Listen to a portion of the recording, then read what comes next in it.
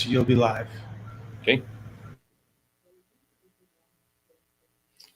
Hi, everyone. It's Bill Fairman and Jonathan Davis with Carolina Capital Management.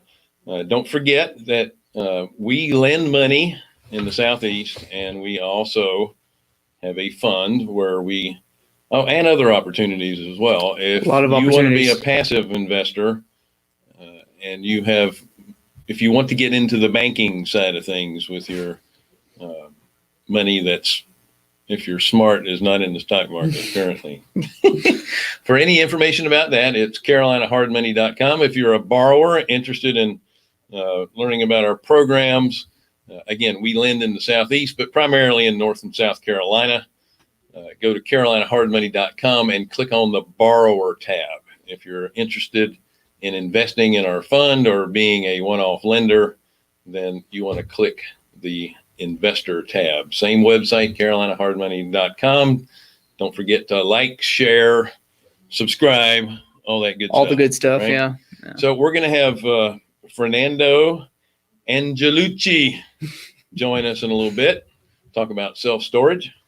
But I really want to cover what's going on currently in the single-family market. So we've hit a third straight week of 6 to 7% increase in purchase money mortgage applications. Yeah.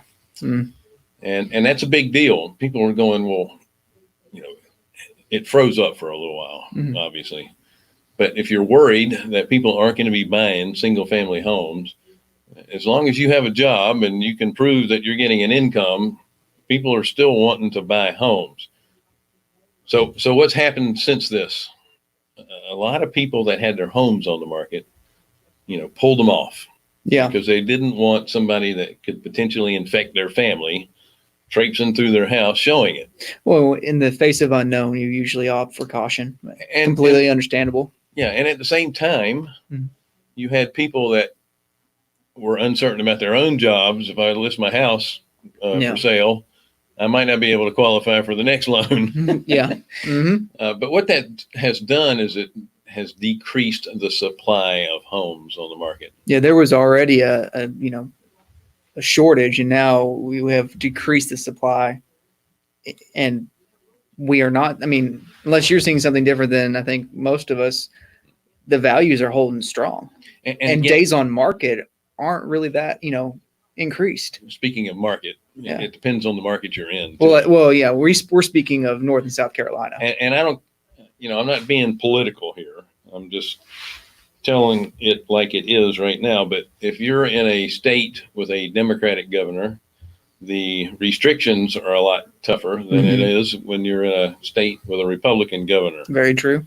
And so there's a lot of people that are fed up with having to stay at home, and they're wanting out.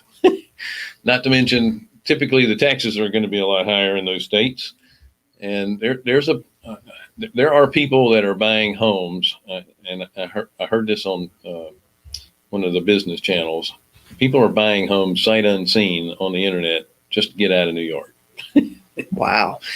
Part of it is the fact that, they could be afraid because that's, the epicenter for the disease. But what are they doing with their homes? Are they just abandoning them, or? Well, I didn't ask them. Oh, I was just curious. They didn't have a follow-up on that. They didn't have a Q&A like we do, where you can put your questions in and we can answer them now. That's awesome. Thank you for bringing that up. Yeah. We do have a chat box, and if you have a question, you can type it up into the chat box there, and we'll be happy to answer it. So back to the housing issue. So a lot of the states that were already booming, or at least there was a lot of people moving to those states, there is a housing shortage. There was a housing shortage at the beginning, and it hasn't changed. Yeah. It's actually gotten worse.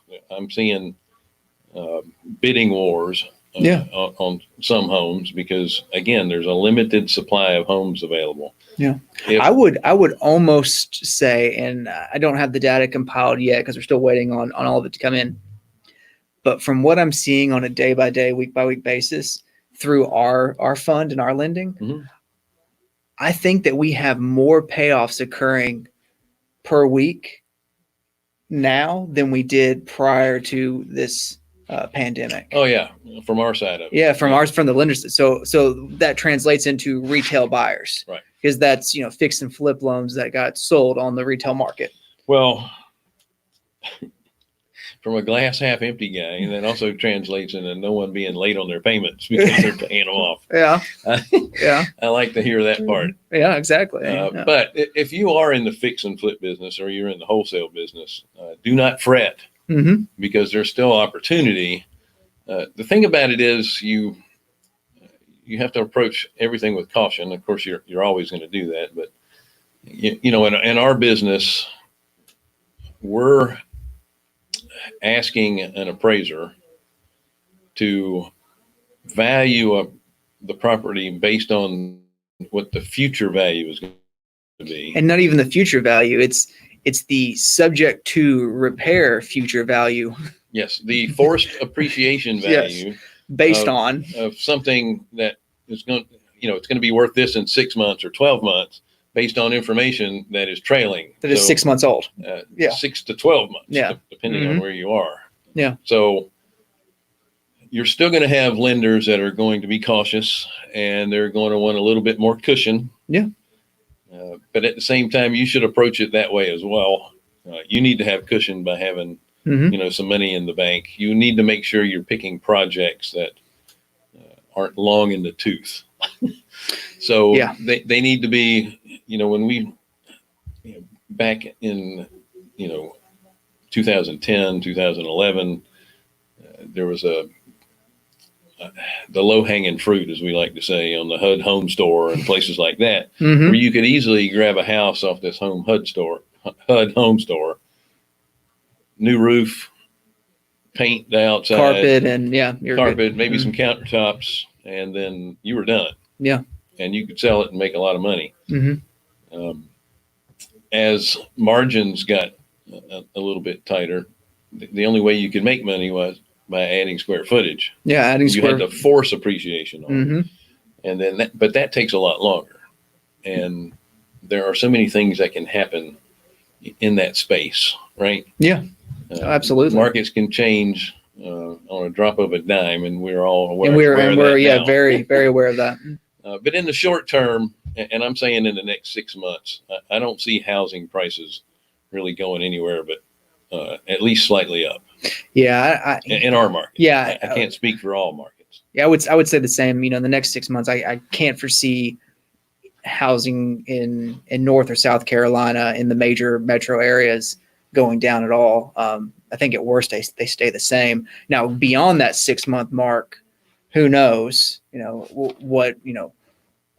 What things happen now that affect past that, because we can only compare to what we know, and most people remember 2007, 2008. So they're still trying to make that comparison, and even though they're vastly different scenarios, I think the cautious person who went through 2007, 2008 would say, yeah, we really won't see the bottom for at least 12 to 18 months, because that's what happened then.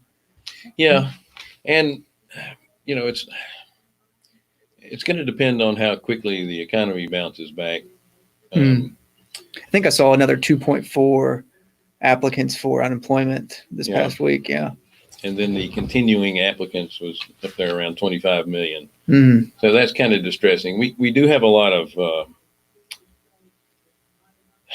the retail industries that are filing for bankruptcy. We've got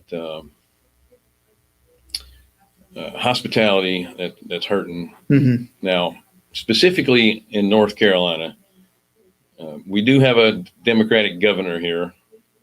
He has opened up, and this makes no sense to me at all. He's allowing hairstylists, barbers, people that do nails, tattoo parlors, the close contact. So he's allowing those businesses to open, but indoor gyms are not safe. I don't know anybody in a gym that's touching me.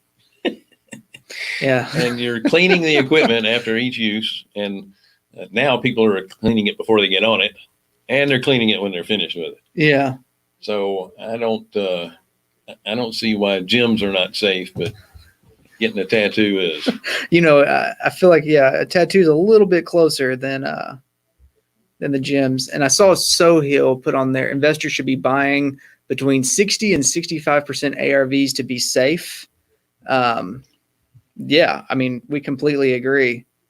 Yeah, and that's, listen, we've been in this business a long time as a hard money lender. Our maximum loan to ARV rather, was 70% at the time. And we had people arguing with us that they needed more money. And we always argued, you don't need to be in it for more than 70 anyway, because you're not going to have any margin. Hi, Fernando. I see you there in the background. We're just doing a little market update before we get started. So we are going to have our guests come on here shortly. Was there somebody else that let me see. posted something? Let's see. Mary Floyd said, I would be using the maximum allowable offer formula. Please explain it to your viewers. Basically, you just back yourself into to what your offer is going to be. You say, okay, what's my ARV? What's my holding costs going to be? What are my repairs going to be? What are my real estate fees going to be? Whether it's taxes, insurance, your real estate agent fees, things like that. And you go ahead and back yourself into and say, what kind of profit do you want to make on this house? And then when you run those numbers, it'll tell you, and is this a good deal or is it not? And everyone has to make that determination for themselves. We tell people usually you want to be making 20% margins on that. I mean, I would say 20% is what I would tell most people. Well, they used to be a lot higher. Well, they used to be higher, but I mean, we have people doing it at 15% margins, which is pretty thin to me. If you're working 6 months and going through all the grief, and you're going to walk away with a $15,000 check, and you have all the risk, is it worth it? Well, and here's the thing: if you're doing one project, that's not worth it. If you have 8 going at the same time, that may be worth it. It depends on economies of scale as well. Yeah. So if you're doing one project at a time, that's not a scenario that we would recommend. Yeah, we always like to talk about return on effort. Exactly. Yes. As one of our matrix, and the more effort, the less we want it. But that's part of being. That's why we're lenders. That's part of being a lender. We do a lot less effort and make a lot more profit. Anyway, let's bring Fernando on. He's patiently waiting there in the background. Good to see you, buddy. Yeah, likewise. How you guys doing? Good. So, are you still hunkered down in the basement? Not in the basement. I'm in the office upstairs today. I do feel sorry for you living in Chicago right now, because we were just ranting about our Democratic governors and how they seem to be holding those states hostage right now. And, the rest of the area is opened up. Now, we have a benefit here because we're right on the North Carolina, South Carolina line, and our business is in South Carolina. I live in North Carolina. I've been complaining that my gym can't open in North Carolina because it's not safe, although they're allowing tattoo parlors and hairdressers and nail salons to be open. But, you get touched so much by other people in the gym. Not the gyms I go to. But fortunately for me, I also have a branch of that same gym here in South Carolina. So I'm cheating. On my way home from work, I stopped at the South Carolina one. Well, let's introduce Fernando to everybody. Fernando Angelucci is with Titan Wealth Group. Yep. And you specialize in wholesaling, arbitrage, Airbnb, and storage units. Is there anything else? Anything you don't do? Yeah. So self-storage is the main one. We do have a small wholesale business in Chicago, and we actually shut down the Airbnb business after this whole COVID thing. So. Okay. Well, so were you having an issue with cancellations on the Airbnb thing? Yeah, and we didn't like the way that the company itself, Airbnb, was treating the host, so we just decided to just cut ties. Hmm. Now, were those homes in the Chicago market? Yep, right downtown. Yeah, that's tough. And like in everything else, real estate is local on the single family side of things. But I know I'm going to get you to tell us your story here first. But I do understand that you're buying self-storage all over the country, right? Yeah, that's correct. But mainly in the Midwest. So right now, the majority of our portfolio is in the Midwest, but we do have properties kind of all over the place. Just bought one in your neck of the woods Nice. in Franklin, North Carolina. So not too far from you, a little bit of a hike still. Yeah, we primarily specialize in the Midwest just because there's so much more value in the Midwest. And then outside of the Midwest, we'll only stay to the very low tax states. Did you actually do feet on the ground in Franklin? Yeah. That's a neat little place, isn't it? It's awesome. Great trout fishing, awesome streams. It's a beautiful place. Big equestrian community there as well. So Mhm. they got some beautiful horse farms up there too. Yeah, exactly. Yeah, it's awesome. All right. So I know when you were very young, you read Rich Man, Poor Dad. Rich Man, Poor Dad. Yeah. Rich Dad, Poor Dad. There you go. Okay. Sorry. See, I've been hunkered down in my basement a while too. I can't let him get away with too many things. So that kind of got you interested in investing, and then you went to college. And while you were in college, you did a little investing, or did you wait till after you got out? Yeah, in college, I primarily was just reading books and going to seminars and RIA groups. I didn't start investing until I got out of college. Okay. So when you graduated, were you an engineer? Yeah. Is your background, and you were with Dow Chemical, right? Yeah. I usually say Fortune 50 company, but yeah. Oh, sorry. That's okay. I don't want to name names, but that's a pretty big name. Right. Yeah. All right. Well, yeah. So what? Why did you decide? Am I breaking a rule there? I'm sorry. No, that's okay. Well, at least he didn't say it. You know, you Yeah. can say things. So, what made you decide to make the switch over into being a full-time investor once you started? Yeah, my biggest thing was, the hours I was putting in at that Fortune 50 company. I was working from 5 a.m. to about 9 p.m. each day, and I was on a fixed salary. So the extra hours I put in, I wasn't getting compensated for. I was making good money. I think I was making $50,000 or $60,000 a year, right out of college. But I noticed that the amount of time I was spending was really, there wasn't in return the more time I spent. And I found that working in the 9-to-5 life, there was a lot of red tape and not a lot of ability to create wealth quickly. So that's when I started investing in single family homes to begin with, first as a wholesale investor. And then I started flipping those single family homes and then eventually holding them for rentals. And then from there, I moved up into multifamily and started doing the same thing, both flips and rentals as well. Now, you kind of alluded to the fact when you live in a state that is very tenant friendly, let's say, it makes it very difficult to be an investor. And not a lot of investors like to invest outside of their market to begin with. So as I was cutting my teeth, I was just investing in my markets. And we were having a lot of issues with not only evictions, but just the time it takes to go through that process in the states that we're in. I had an eviction that lasted 8 months, and that outside of the 8 months, there was also $25,000 in damage just on that one apartment unit. What state was that in? That was in Chicago, Illinois. Okay. Yeah. Yep. And it was, that knocked out profitability on that building for like 3-4 years, right? So we just decided after a while, this doesn't make sense. We need something that, truly is more of a passive investment where the laws are stacked in our favor as opposed to being stacked against us. And that's when we found self-storage. Mm-hmm. Well, you don't have anyone calling you in the middle of the night saying my toilet clogged. No toilets. What do you mean I can't put cotton towels down the toilet? Right. Oh man, yeah. Is that frowned on? Yeah. So, what kind of properties are you looking for, and how do you determine the type of self-storage properties you want to go after? Yeah. So before I even get into that, I'll kind of talk a little bit more about why we ended up going into Oh, sure. self-storage.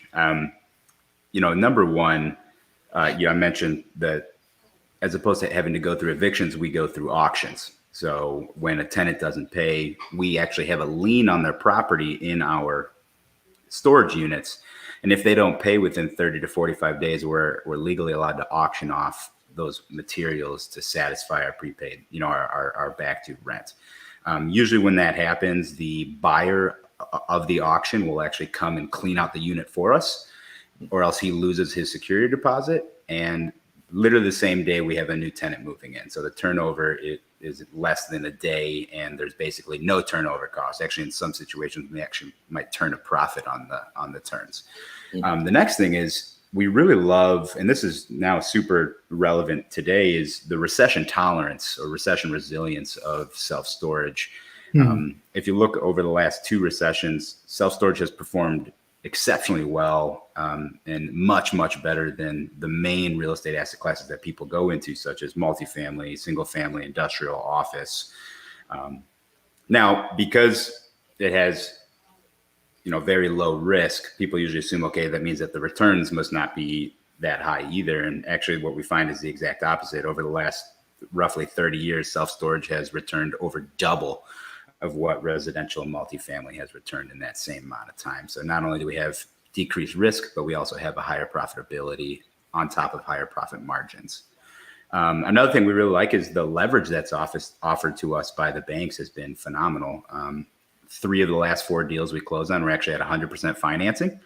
What? And that wasn't hard money lenders. We were paying 5.2% interest on that, first year interest only. And those were 5-year balloons on a 25-year amortization. So you're never going to find a loan like that for a single family or a multifamily property. And the main reason why is when you look at the data coming from the banks, they've noticed that self-storage as an asset class has the lowest default rate across their entire portfolios. And I'm getting data directly from Wells Fargo and Intech Solutions. So these are major data providers in the banking space. Now, in the very rare chance that they actually do default, and so for example, just as a rate, self-storage will actually default, or I'll do it the other way. So multifamily will actually default 40 times more than self-storage, 40 times more than self-storage. So banks love self-storage to balance out their portfolio. The second thing is, in the rare chance that there is a default, the loss that the bank or the lender experiences per default is also lower than all the other asset classes. Usually on the scale of about 4 to 5 times lower than what the losses that they'd experience in a multifamily or a single family property. So all those things really pushed us towards going into self-storage. And another reason was just the management component. Like you said, getting calls in the middle of the night because someone didn't know they couldn't flush a cotton towel down the drain. With self-storage, it's very hands-off. The amount of time you need to manage these facilities is if you're a solid operator, you should be able to manage one of these facilities with about 4 hours a week. Wow. Depending on the size of the facility and where it's located and what type of help you have, boots on the ground. You can't say that with single family or multifamily.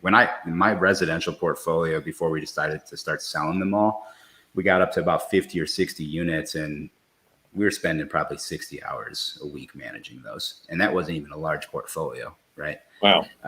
So it's just one of those things where as soon as we saw this, we decided, let's go into this space. And then we saw as well, on the other hand, when we're looking to acquire these facilities, the market is very fragmented. So what I mean by that is, in the United States, there's roughly 52 to 60,000 self-storage facilities. 18% of that is owned by the major 6 REITs, right? Your Life Storages, your Extra Space, your U-Hauls. 9% of that is owned by the next 100 largest operators, which means that 73% of all self-storage facilities in the US are owned by mom and pop operators, or usually not very sophisticated investors, Sure. which allows us to enter into these properties at very high cap rates. Our portfolio average for a day one acquisition cap rate is at a 9.7%. Mhm. And that's before we do our value add. Once we value add, then we're usually experiencing 12 to 16% internal. Excellent. So I want to touch on two things. One is the financing that you're able to get. Are those typically community banks, larger banks, or investment type banks? Yeah, so these are usually local banks and community banks. What we've been focusing on is finding those local banks and those community banks that are willing to lend nationwide once they establish a relationship with us. So, for example, the last 4 deals that we bought, which were in Tennessee, North Carolina, Alabama, and Iowa, all of those were lent on by a local Iowa community bank. Oh, nice. Very cool. Yeah. Because I mean, that's tough to do because a lot of them don't like lending out of their state, Right. if that's where all their branches happen to be. So Right. kudos to getting them into thinking outside of the box. But Mhm. yeah, that's a lot easier to do with a community bank than it is with your bigger banks. They're stuck in their box. They're stuck in their wet paper bags, actually. Yeah. And that's what we notice, because we'll still talk to those guys, the Chases and the Bank of America. But the problem is they will try to just lump self-storage in with all the other commercial assets that they lend on. So they're requiring 30% down, 35% down. Whereas when you show these local banks the data provided by the big guys like Wells Fargo, and you say, listen, like, this is the safest loan you can make. And usually when you look at a bank's books, they're heavily skewed into the more risky loans, like providing 5% down FHA loans to homeowners, or fix and flip loans at 125% loan to cost, to rehabbers. Look at what's happening with those guys right now, right? I mean, Yeah. There's a lot of deals that are sitting on the market right now, and they're paying the juice to the banks, and the banks are trying to figure out, the banks are not in the business of owning properties. They don't want to own properties. Yep. That's why when you show them these numbers, the banks usually come around and say, okay, you're right. This is going to balance out our portfolio. This is something that we can. That's awesome. I'm going to have Jonathan's going to ask you a question about the management side of things with all the automation in just a second. But we have a couple questions here. Yeah. So Donovan is asking, are you building from the ground up, or are you acquiring the established units? It sounds to me like you're focusing more on the mom and pops that are established. Yeah, so we do a little bit of both, but because we are primarily focused on cash flow, we kind of have a 10-to-1 ratio. So we'll do 10 cash flowing assets for every 1 ground up development we do, because usually for it to make sense to do a ground up development, we're going to do a Class A REIT grade facility that we can sell to a public storage or a life storage. So for example, on my existing cash flowing properties, we're usually buying those at anywhere between $1 to $5 million a pop.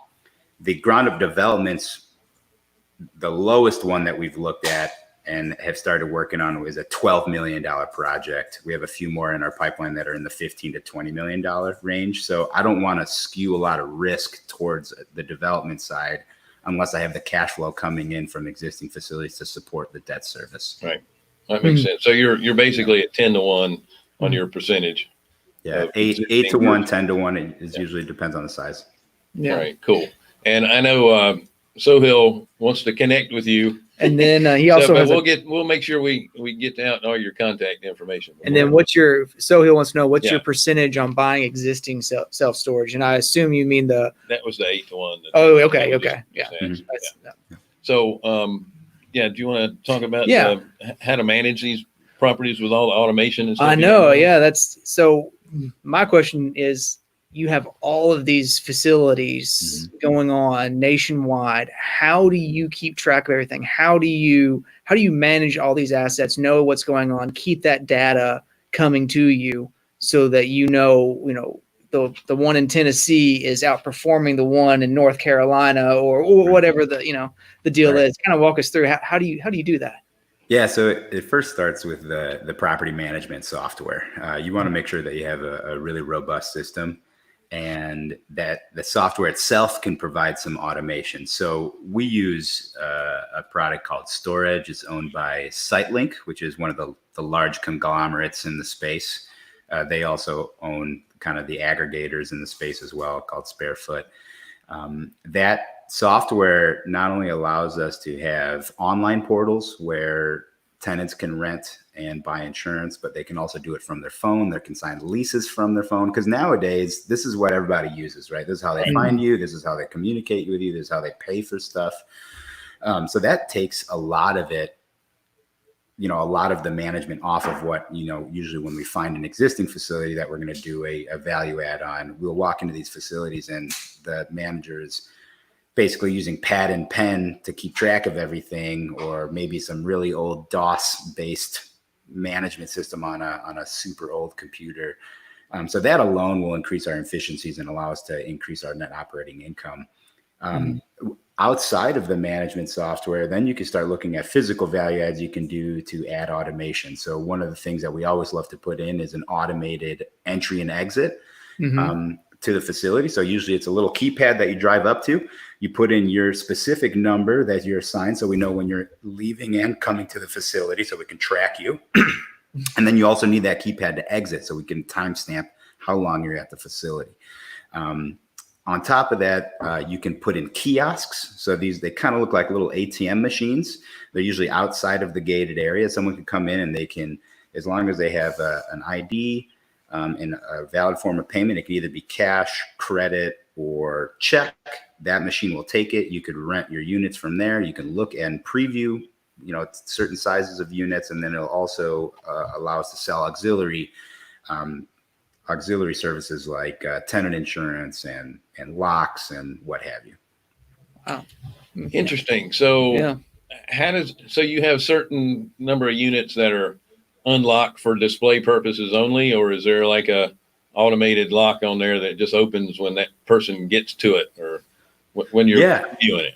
Yeah, it depends on the facility. So let's start on the, there's a spectrum. So on the super, let's say not tech savvy facilities, usually what it is just have a couple units that are unlocked for people just to go in and check them out. And then usually we can either leave a lock in the back of that unit or a application for somebody to fill it out. So that's super non-sophisticated, right? Right. Then we go all the way up to the sophisticated side where you have each one of the locks on each one of the doors are hooked up to the wireless system, the Wi-Fi, and they will unlock based on who's coming in and based on the inputs that are coming into that kiosk. Nice. Mm-hmm. Nice. Some nice storage facilities. And I'm thinking eventually you're going to be able to take that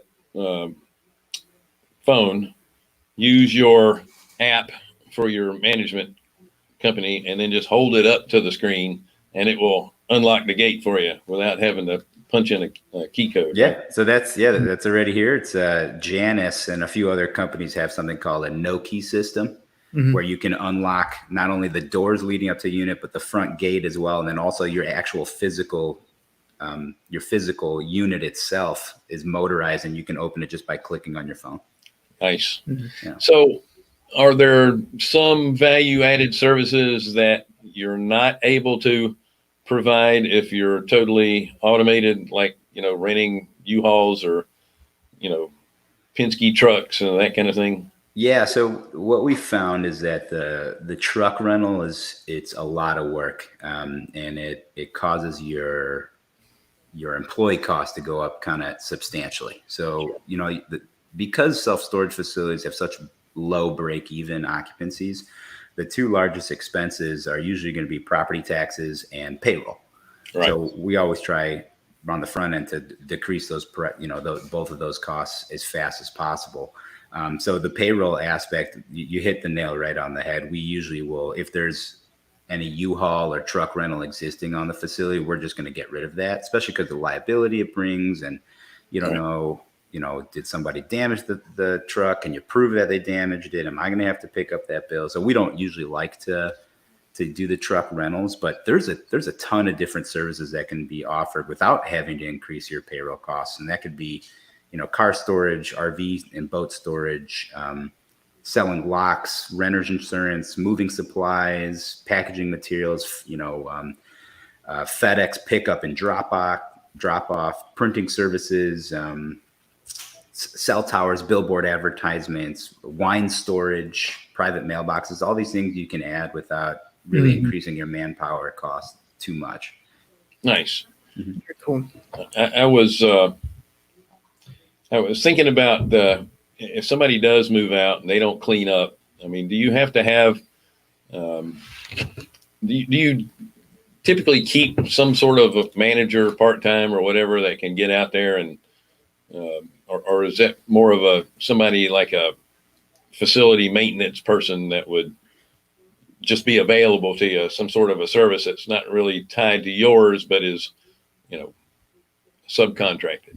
Yeah, exactly. So to keep the cost down, especially on these smaller facilities that are already stabilized, meaning they're at 90% plus occupancy, you don't really need a full-time manager, and you can get by with what we call boots on the ground, or like you said, it could be a maintenance person or a subcontractor that, they get paid maybe $250 to $500 a month just to go clean the facility, check locks, overlock people that are not paying, take off overlocks from people that have, got caught up on their back due balance, and then also put auction tags on facilities, on units.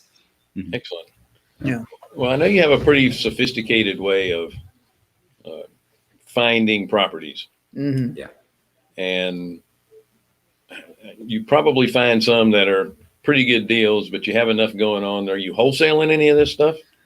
Yeah. So actually later today, I'm jumping on a self-storage mastermind with a mutual friend of ours, Scott Myers, and I'm actually going to be wholesaling 6 properties today. So we're looking at probably 5 to 10 new opportunities a week. And a lot of them we're getting under contract at really good prices. Like I said, we're walking in at 8 to 11% cap rates day one. But it's getting to the point now in our business where we're growing so fast that the smaller facilities are not really of interest to us any longer. So anything, in the 40 to 50,000 square feet and below, we prefer to wholesale those to other investors, and then which allows us to focus on large portfolios, self-storage income funds, ground up developments, 1,000+ unit facilities. That's the stuff that we're really trying to go after now. And so those 30 to 40,000 square foot facilities, what are the general price points for those? Yeah, they're going to be anywhere in the $1 to $3, maybe $4 million, depending on what part of the country you're in. In the Midwest, the values are a lot cheaper. In the East Coast and West Coast, you're going to be paying a premium for these types of facilities. Mm-hmm. Excellent. Well, when you first started and you were picking these up, what was your due diligence process? How did you identify? I know you said like 73% of these are owned by mom and pops. Right. How did you target them? Were you sending out letters? How were you identifying them and finding these deals? Yeah. So what we started with originally, because we came from the wholesaler background, what we were really good at is sending out direct mail and talking to sellers. Right. So we went to one of our data analysts, and I can connect any of the viewers on here with him. And we said, hey, here's what we're looking for. We're looking for mom and pop facilities in these 24 states. I want you to scrub out the top 100 operators. And I gave him a list of those operators. And then I said, I also want you to scrub out the top 50 management companies, third-party management companies, because usually those companies are also acquiring themselves, and they'll have some type of first right of refusal on their contract. So after he took that out, we were left with about, I think on our first campaign was about 7,000 self-storage facilities. And then we just started sending them letters. Hey, my name's Fernando. I buy self-storage facilities. Here's 2 that I just bought in the last 60 days. Give me a call if you'd be interested in selling. We can do it with no commissions, no fees, that type of stuff. And people just start calling in. And then when they call in, it's all about, building rapport. Self-storage is a lot slower on the acquisition side than, say, a single family home. Sure. So, we can be just building rapport with the seller for maybe a month, 3 to 4 weeks before we even start getting into the nitty gritty of pricing and, what the income's producing and proof behind the P&Ls and the tax returns. And it's just, for a lot of guys, their self-storage facility is kind of like their baby. So they want to know that, you're a good guy before you allow you to take it to the dance, if you will. And some of these owners, the ones that we really like buying, they've owned the facility for 10, 15, 20, 25 years. Yeah. It's their baby. It's their baby. So when it comes to the underwriting of these things, after we find them, we're looking at a few major things right on the head. That's going to be, what is the supply in the area? Is it an oversupplied area? Is it an undersupplied area? We usually like to go into the undersupplied areas for obvious reasons. We will look at what the competitors are at. What are they charging? Are we well below market rents, which is usually the case when we walk into these mom and pop facilities, just because they don't have anybody on staff to be running competitor data on a daily basis, right? We will look at the traffic count on the curb cuts, because self-storage, even though right now about 60% of all of our clients come from us using a phone, they'll usually find us on Google. You still have a solid 40% plus of people that they'll drive past your facility every day and they won't even recognize it for 5 years. And then all of a sudden, when the day comes that they need self-storage, you're front and center because they drive past it every day to work, right? Yep. So they'll stop in and then they'll rent. Another thing that we really like to look at is, what are the value add opportunities as far as expansion go? Can we put up additional units? For example, the one I purchased in Franklin, North Carolina, we're tripling the size of that facility. We were able to buy not only the existing facility, but then it also came with an additional 4 acres of land right down the road. Nice. So, Wow. yeah, so we're going to be building on that one as well. And then once all of those things check out, then we actually will start diving into the actual financials of the facility. That's usually the last thing that we'll look at before making an offer. Gotcha. Now, before now, because you obviously have relationships with banks where they can give you 100% financing. Yeah. When you're first getting started, how did you finance these deals? Like, for someone who's maybe trying to get into it now, what are some creative ways to finance these? Yeah. So in the beginning, what I recommend people that, ask me for advice, I recommend that they start small and they start with something that they can drive to within 2 to 3 hours, right? Something that's somewhat nearby.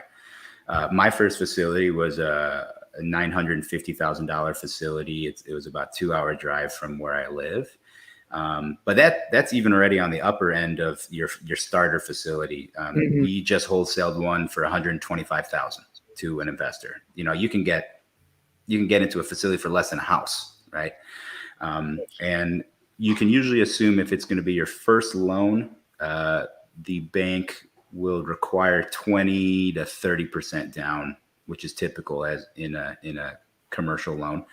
As you start to show that you have experience and you can show your track record and your profit and losses over time, then the banks will start getting much, much more comfortable, especially with the way that these appraisals are working. So here's an example of another one. Not too far from Franklin, North Carolina, we bought a property in Hampton, Tennessee, just over the border. And that property we purchased for $725,000, but the appraisal that the bank ordered came back at $1.2 million. So we went to the bank and we're basically like, you're crazy if you think I'm putting any money down on this property. You have all your protective equity right there. If you don't want this deal, no worries. I have 6 other banks that are willing to take this deal. Mm-hmm. Right? And then you make the banks play against each other.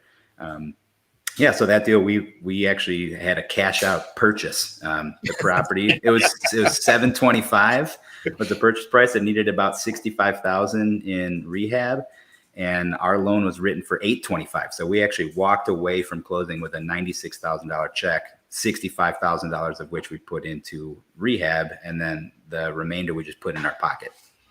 Sounds like the commercial version of a VA loan. Yeah. That's pretty funny.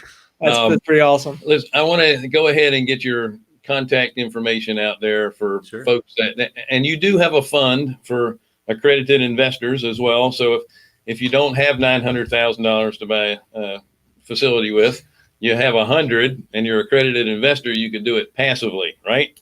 Correct.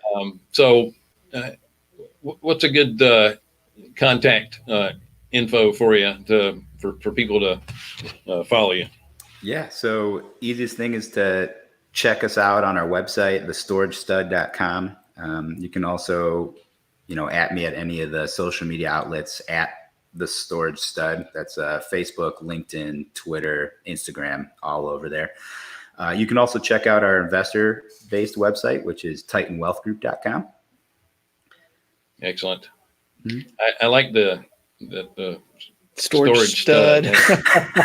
That's pretty unique.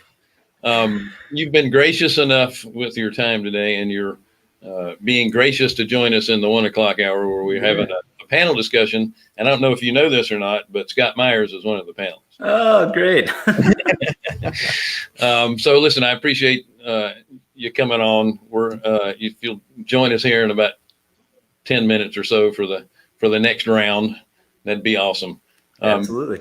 Folks, thank you so much for joining us. Again, you can find out information about borrowing money in the Southeast for fix and flip and buy and hold temporary, because we're still doing fix and flip pricing. That's right. So if you need a bridge loan and you're in the Southeast, CarolinaHardMoney.com. If you're looking to invest in our fund, again, CarolinaHardMoney.com. Just click on the investor tab. If you're a borrower, click on the borrower tab. Don't forget to subscribe and share and like and all that good stuff as well. Fernando, thank you so much for joining us. Thank you. Thanks for having And me, we'll see you in a few minutes. Yeah. Talk to you soon.